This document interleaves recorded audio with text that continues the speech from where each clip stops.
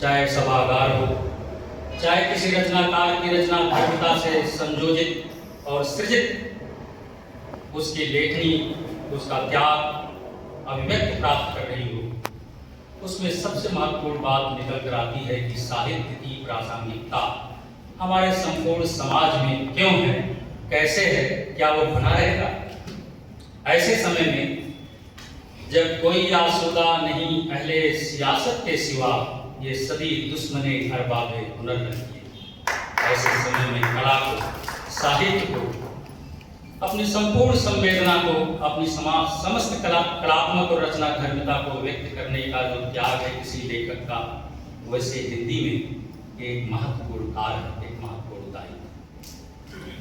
प्रस्तुत पुस्तक के विमोचन के संदर्भ में दो महत्वपूर्ण शब्दावली,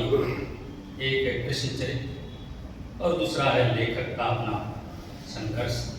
लेखक का अपनी संपूर्ण रचना धर्मिता, सृजन धर्मिता और जिस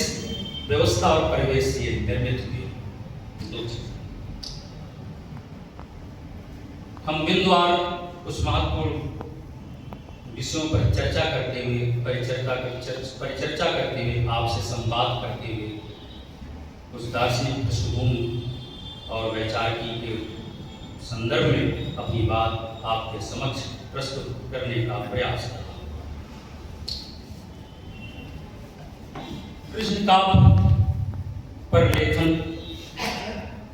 और अवधी भाषा में एक महाकाव्य लिखना, लेखक के किस विचार तंत्र का, किस दार्शनिक पृष्ठभूमि से उठी हुई इनकी मानसिकता का यह उपज है, इसकी परिचर्चा और इस पर विमर्श करने का समय तो बहुत नहीं है,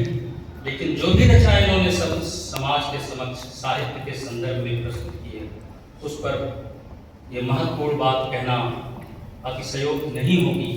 कि राजेंद्र प्रसाद जी किसी विश्वविद्यालय परंपरा,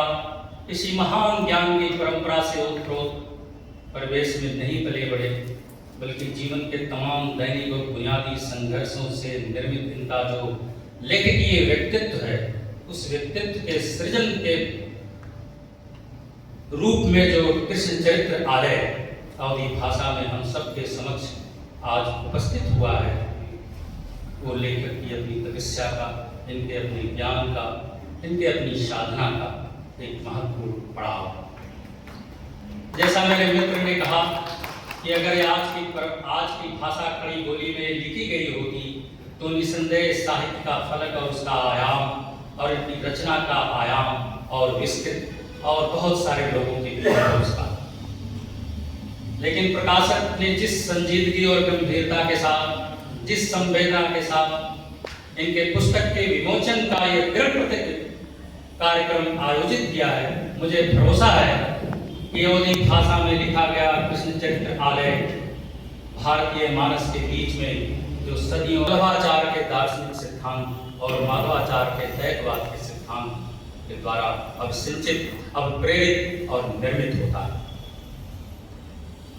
बैजू बावरा के गीतों में, गीत जयदेव के गीत गोविंद विद्यापति के पदावली में, मीरा, रसखान, नंददास और रसछाप के कवियों से होता हुआ जो कृष्ण के बारे में चिंतन, दार्शनिक विचार विमर्श,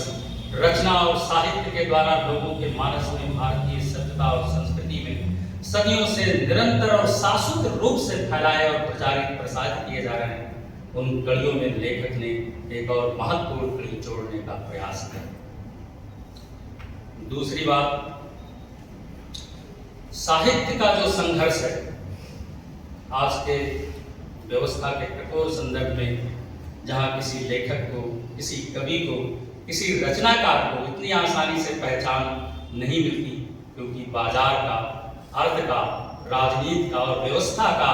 एक कठोर दबाव है। ऐसे में लेखक ने जो प्रयास किए हैं महाकाव्य लिखने का,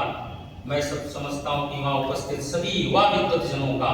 और अपने अपने क्षेत्रों में कार्य करने वाले सभी शोधार्थियों, विद्यार्थियों, अध्यापकों और सरकार की व्यवस्था में काम करने वालों का ये परम कर्तव्य है कि कृष्ण को नए तरीके से देखने का, उस महानायक को नए तरीके से देखने का, उनकी जीवन को महाकाव्य के ढांचे में अपनी संपूर्ण शैली, भाषा, छंद, अलंकार और अपनी संवेदना को रूपाकार करते हुए लेखक ने जो हम सबके समक्ष प्रस्तुत किया है, उस पर भी गंभीरता पूर्वक केवल इस व्याख्यान के बाद नहीं, 1-2 मिनट और चिंतन करने की आपके दैनिक जीवन में जब भी समय मिले उस पर प्रयास करें, प्रयत्न करें।